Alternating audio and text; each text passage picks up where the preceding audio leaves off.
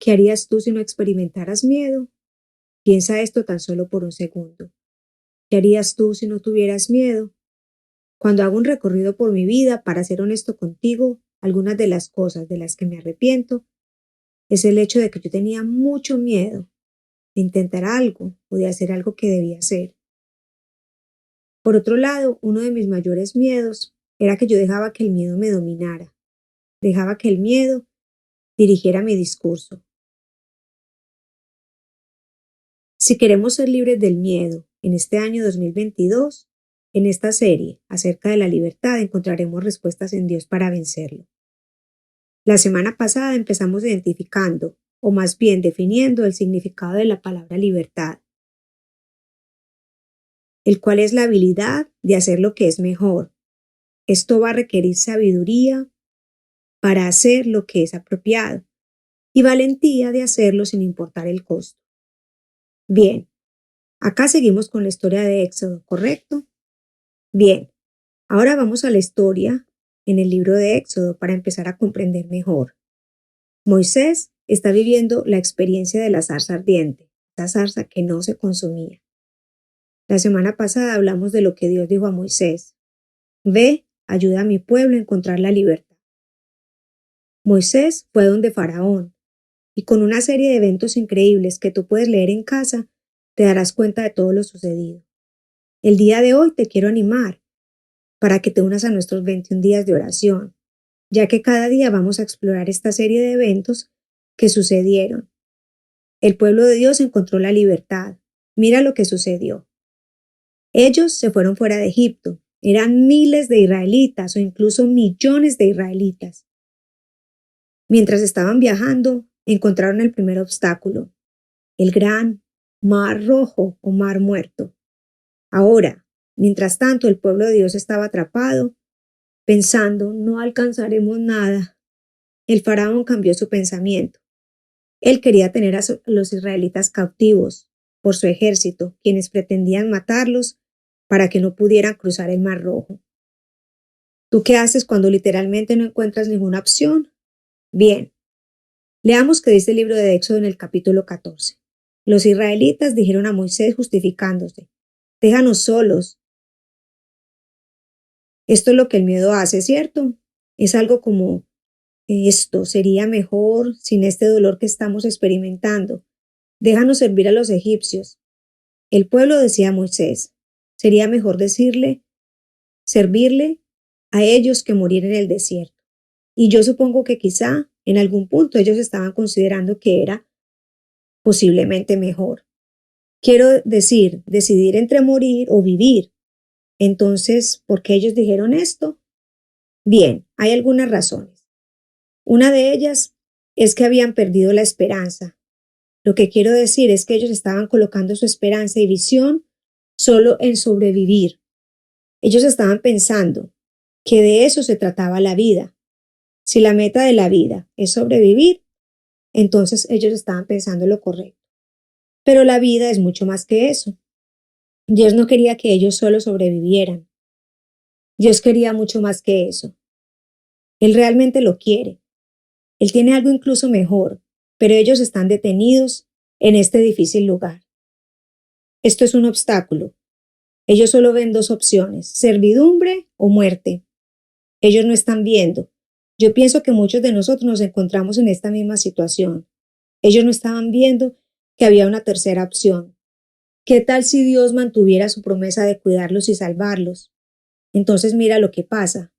Ellos están dejando que el miedo maneje su discurso, y cuando el miedo define nuestro discurso, tú siempre pierdes. Ahora miremos con cuidado la definición de un miedo saludable, porque el miedo es inherente a la condición humana. Y yo sé ahora mismo que quizá tú has sido acusado de tener mucho miedo en determinada situación. Hemos pasado por eso y quizá hemos usado la táctica del miedo, ¿verdad? Hay un miedo que es bueno. Buscando en el diccionario la definición, encontré que el miedo es una emoción displacentera, causada por la exposición al peligro, al dolor o al ser lastimado. Esto es lo que sucede cuando el miedo llega. Tu cuerpo comienza a tomar el control, la adrenalina comienza a recorrer tu cuerpo, tus vasos sanguíneos, en realidad, se abren. El flujo de sangre y el oxígeno aumenta. Tú incluso estás más alerta.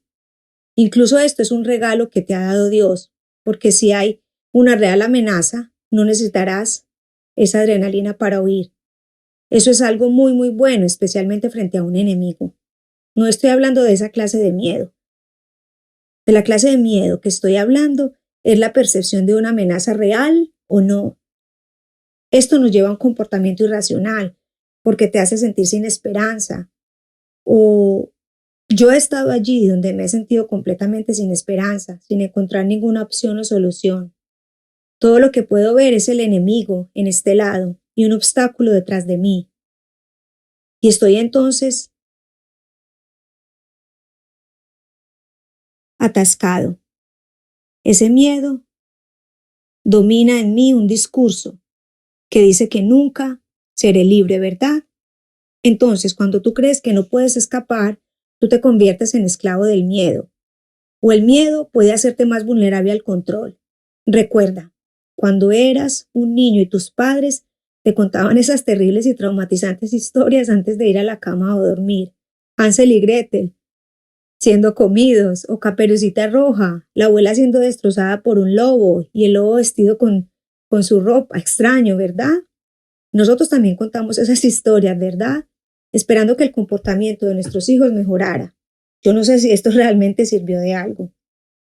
Esto solo hace que tus hijos tengan miedo, pero es un mecanismo de control. Pero el miedo también puede detenerte a tomar decisiones racionales. Es la amígdala, esa parte del cerebro la que está ahí trabajando. Es tu miedo, tu huida o tu susto, ¿no? Entras en pánico, te congelas. Es una respuesta irracional. El miedo te roba tu sueño. Puede dañar y lastimar tu cuerpo. El miedo puede causar enfermedades del corazón, enfermedades estomacales. El miedo puede paralizar la forma en que piensas. Incluso la fertilidad puede verse afectada por el miedo. ¡Wow! También han encontrado que el miedo afecta a tu cerebro. Entonces, esa parte del cerebro, llamada hipocampo, donde se almacenan los recuerdos, y el miedo puede distorsionar esos recuerdos. Tú empiezas a no recordar apropiadamente. Esto te empieza a limitar. Empiezas a sentirte como preso, paralizado. Hace que no puedas fluir. La verdad es romper con todo esto y vencer el miedo, ya que debido a la amígdala que está en la base del cerebro, en realidad nunca llega a la corteza frontal, o sea, la parte del cerebro que es lógica y racional. Así que esto es dañino, porque te domina y no puedes realmente pensar y decidir. Y yo creo que realmente es lo que es. Y si la Biblia nos dice verdad, ¿cuántas veces dice la Biblia no tengas miedo? ¿Cómo puedes identificarlo? ¿Cómo sabes si está en tu vida? Porque este es el problema para algunos de nosotros. El miedo se ha convertido en una parte tan importante de nuestra vida y de nuestro discurso que ni siquiera lo reconocemos o identificamos. Así que déjame darte 4 formas muy rápidas en las que tal vez puedas identificar el miedo en tu vida o en la vida de otra persona.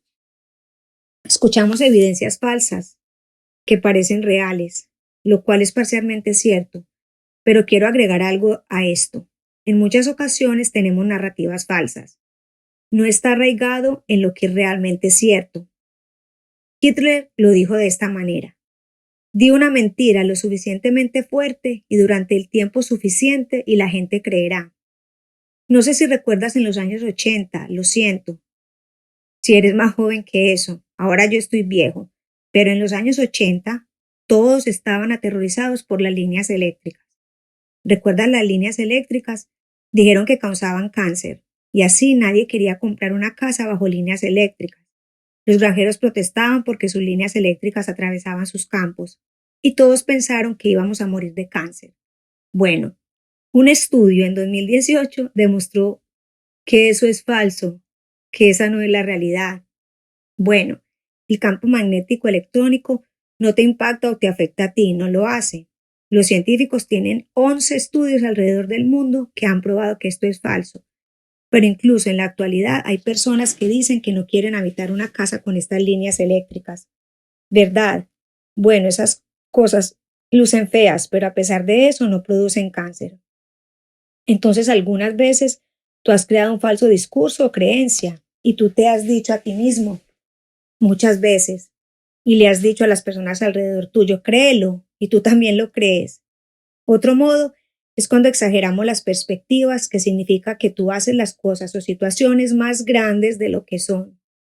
Por eso es que te quiero enseñar una nueva palabra que aprendí esta semana. Es genial. Es la palabra potenciación. Ahora, yo voy a contarles qué es lo que sucede con la potenciación. Tu cerebro crea una vía neurológica. Esto quiere decir que cada vez que tienes una experiencia, tu cerebro hace una conexión.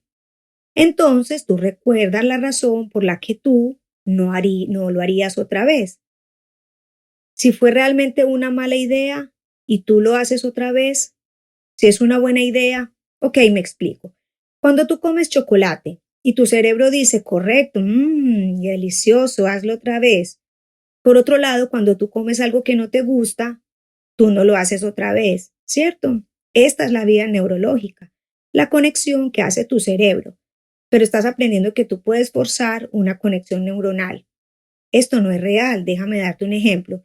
Tú tienes una fobia a las arañas y tú acabas de ver un documental de arañas que te aterrorizó y en tu mente dices, si esto me hubiera pasado a mí, si una araña me rozaron, yo hubiera enloquecido. Tú vas a la cama, ¿cierto? Una pequeña pluma en tu almohada se asoma y comienza a hacerte cosquillas en la nuca y te asustas solo con la esperanza de reírte, cuando te das cuenta de que solo era una pluma la que estaba allí. Eso es una potenciación. O si tú tuviste una experiencia espantosa con un perro cuando eras niño, te aterran los perros, ¿no es verdad? Lo has exagerado, obviamente. Las arañas son un poco asquerosas, sí. Y los perros pueden ser peligrosos, pero has exagerado más allá de la verdad. En La princesa prometida, una de las partes interesantes es cuando están a punto de atravesar el pantano de fuego. Y la princesa le dice al príncipe que vamos a morir, como si no pudiéramos entrar allí. Así nadie escapa jamás. Y él le dice a ella a cambio, solo dices eso porque nadie lo ha hecho nunca. Correcto, así sucede en nuestra vida. Hemos exagerado. El tercero es la ansiedad, y creo que este es relevante. Vamos a definir qué es ansiedad. En el diccionario encontré esta definición de ansiedad. Es preocuparse por algo que tiene un resultado incierto. Pero quiero agregar algo importante a esta definición, porque creo que muchos de nosotros en realidad creamos un futuro que puede o no llegar a suceder. Has hecho esto, ¿verdad? Alguien va a tomar una decisión. Estás como, oh no, si haces esto, entonces esto y lo otro, y tú los has llevado al hospital. Entonces va a pasar lo peor. Estarán arruinados. Es otro ejemplo de esto. Ya has creado una narrativa falsa, como si tu hijo llegase a casa y lo sorprendieras fumando, y como entonces estás pensando qué va a hacer, convertirse en un adicto a las drogas viviendo debajo un puente, ¿verdad? Pensamos lo peor. Esto es lo que pasa. Tenemos ansiedad. Nosotros creamos un futuro y el problema con esto es que es el que plantamos esas semillas y esas semillas, si no colocamos atención, se convertirán en algo incontrolable. Epictetus, la semana pasada hablamos de él, este histórico filósofo dijo, el hombre no está preocupado por problemas reales, tanto como por sus angustias ante problemas reales. Entonces el problema con esto es que nosotros podemos hacer declaraciones definitivas sin ningún fundamento que sea verdad o con la certeza de que sí lo es. Por ejemplo, te vas a enfermar, tú vas a morir, tú siempre haces eso, tú nunca haces esto. Esta forma amarga es en la forma en que hablamos. Convertimos la certeza en incertidumbre y creamos un monstruo que es la ansiedad. Otra razón para el miedo es que nos distraigamos con algo equivocado. Es como cuando estás caminando con ropa apretada, ¿correcto? No mires abajo, mira al frente, porque si tú miras abajo te caerás. Lo mismo sucede cuando estás mirando cosas incorrectas. Entonces en esta historia vamos atrás y miremos qué pasó. En el libro de Éxodo. Bueno, los israelitas están viviendo en miedo, están aterrorizados. En nosotros hay parte de esto, eso está justificado, pero hay una parte que no lo está, porque de nuevo han creado un discurso falso. vamos a morir. Bueno, conocemos la historia. Eso no es cierto. Tiene una perspectiva exagerada. Lo han hecho más grande de lo que es. Están pensando que es imposible, ¿verdad?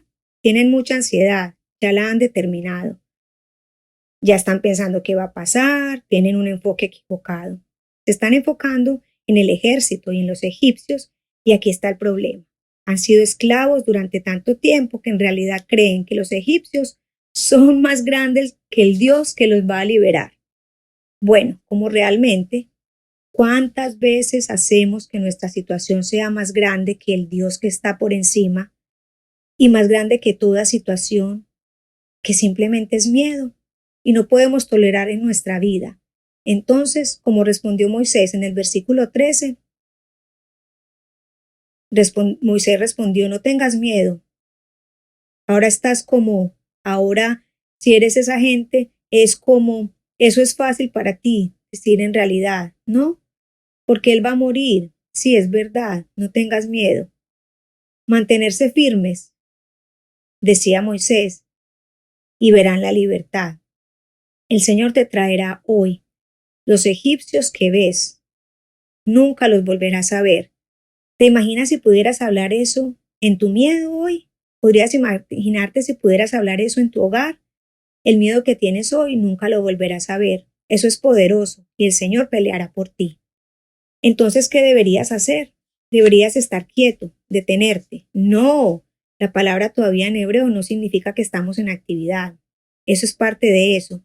Pero lo que esa palabra significa literalmente en el idioma original es dejar de hacer ruido. En realidad, la palabra hebrea es cavar como arar en el campo. Significa profundizar en lo que es verdad. Entonces, deja de hacer ruido. Confía. Profundiza como quien se apoya en Dios, en el amor de Dios. Deja de tratar de controlar tu discurso y deja que Él, que esté por encima, que Él, que esté por encima de tu discurso, que Dios esté por encima de ese discurso. Deja que hable el amor, la victoria y la libertad en tu vida. Entonces hay una salida del miedo hacia la libertad. Yo creo que sí, y creo que se encuentra en aprovecharlo, porque hay una parte positiva y una negativa. Es un poco como la electricidad. Sí, como la electricidad. Si te cae un rayo, no es tan bueno. Pero si puedes aprovechar la electricidad, puede hacerte mucho bien. Puede ser poderoso. Entonces, como he aprendido a través de esta historia y en mi propia experiencia y leyendo las escrituras, cómo he aprendido a controlar mi miedo. Bueno, para mí personalmente, cada vez que tengo miedo de algo, tengo que hacerme la pregunta realmente importante. ¿Es verdad? Así que tengo miedo de fallar mucho. Seré honesto contigo, ese es uno de mis mayores fracasos y son los temores de que voy a fallar. Y a veces tengo que dar un paso atrás y pensar, ¿es esto cierto? Esto me pasa a veces cuando antes de hablar, antes de salir a predicar o antes de hablar, es como si tuviera nada que decir. Bueno, eso no es cierto, o no puedo hacer esto, tengo ese discurso en mi mente, o nadie lo va a recibir. Eso no es verdad. Entonces yo debo mirar lo que es verdad. Y aquí está el trato. Lo que he aprendido es, algunas veces no he encontrado el camino, ¿verdad? Es como la niebla. Es como si todo lo que veo es un enorme océano y al ejército egipcio. No puedo ver con claridad. Entonces aquí es donde está la clave. Necesito algo que me vuelva atrás para ver con claridad, para ver la verdad. Entonces, cuando yo he olvidado, necesito recordar que dice Dios que soy yo, que Dios dice que es posible y que puede hacer Él por mí. La razón por la que leo la Biblia es porque necesito saber la verdad. Por esto quiero que tú leas Éxodo, si tú puedes cada semana. Sí, todos los 40 capítulos, cada semana por las 3 siguientes semanas. Porque algo quedará en ti si tú hablas esa verdad en tu vida. Entonces yo necesito rodearme de otros. También es importante. Esta es la razón por qué los grupos son importantes, porque necesito a alguien que venga y me diga, Bill, eso que estás creyendo no es verdad. Yo necesito otros cristianos que me recuerden, Bill, tú no eres un perdedor, te amo. O incluso si tú no lo crees, yo voy a creer esa verdad para ti. O algunas veces solo necesito a otros para ver que sus experiencias son el reflejo de las mías. También necesito recordar que Dios no me ha fallado. Quizá la pregunta que tú necesitas hacerte interfiere con lo que es la verdad. Y si tú necesitas ayuda, aquí estamos para ti. Esta es la iglesia. Esta es la razón por la que estamos haciendo los 21 días de oración. Esta es la razón por la que estamos aquí los domingos. Esta es la razón por la cual reunirnos. Y también por o que los grupos existen. Esta es la razón. La segunda pregunta que te debes hacer es ¿por qué yo creo esta mentira? Y yo pienso que es porque el miedo de las experiencias pasadas se ha tornado en una experiencia traumática. Y puede ser algo traumático, puede ser una mentira generacional que quizá venga de tu familia. Un ejemplo que puede ser que todo lo que hablamos es que vamos a vivir arruinados económicamente, ¿verdad? Esto es solo un ejemplo, pero es el discurso que manejamos. Bien, supone que si tú crees esto, entonces tú actuarás de la manera que lo hace una persona que vive arruinada económicamente. Entonces tú nunca serás libre. Entonces, ¿qué hacer con esto? Lo sacas, así como sacas la basura de fuera de tu casa. Pastor Mike hizo esta maravillosa ilustración en los 21 días de oración. Él dijo, ¿qué haces tú con la basura? Tú la colocas en la acera y la dejas allí, ¿cierto? Tú no vas a ojear qué pasa con la basura, tú no la vuelves a entrar a la casa, tú la dejas en la acera, ¿cierto? Lo mismo sucede cuando Dios nos quita algo que no nos conviene o que no debemos hacer. ¿Por qué crees la mentira? Deja a Dios que quite lo que es necesario quitar. Ahora veamos cómo confrontar todo esto. Si estoy dispuesto a confiar la verdad acerca de lo que Dios es y lo que Él dice que soy, cuando Dios me dice que haga algo, Él me dará todo lo que necesito para hacerlo y lograrlo. Ok, yo creo que he vencido el miedo. ¿Sabes tú qué es esto? Una maravillosa oportunidad. Incluso creo que el miedo puede convertirse en la puerta a algo maravilloso. Lo que va a suceder en esta historia es que Dios va a abrir el océano y ellos van a poder pasar al otro lado y luego el océano se va a cerrar para los egipcios. El pueblo de Dios va a encontrar libertad porque ellos eligieron la ayuda de Moisés y confiaron en él para lograr llegar a algo mejor que las circunstancias que podían ver. Algo más poderoso que su miedo, el amor de Dios.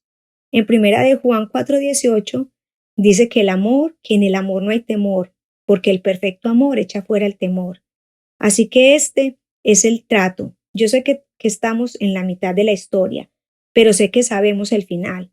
Nosotros sabemos que Dios va a ganar y para aquellos que creen en esto, Dios les va a dar un valor increíble. Ahora, cuando el miedo esté ahí, piensa qué dice nuestra fe en Dios. Incluso si algo que no esperábamos sucede, voy a creer que Dios es bueno. No tengo tiempo de leer el resto de la historia en Éxodo 14, 21 a 28. Ya te había dicho lo que sucede. El océano se abre. En nuestra limitación humana esto era imposible. Ahora los enemigos del pueblo de Dios tenían miedo y fueron consumidos por el agua. Hoy quiero para ti la libertad. Recordemos que la libertad es la habilidad de hacer lo que es mejor. Y esto sucede cuando crees la verdad y no las mentiras del enemigo. ¿Qué mentira necesitas derribar? ¿Qué harás hoy? Si tú no tienes miedo en absoluto, ¿por qué no hacerlo? Esto va a requerir sabiduría y mucho valor, pero tú puedes hacerlo. La mejor manera en la que podemos derribar el miedo en nuestras vidas es colocando nuestra fe en un Dios que es verdadero, un Dios que te ama y está peleando por tu libertad. Te bendigo en el nombre del Padre, del Hijo y del Espíritu Santo.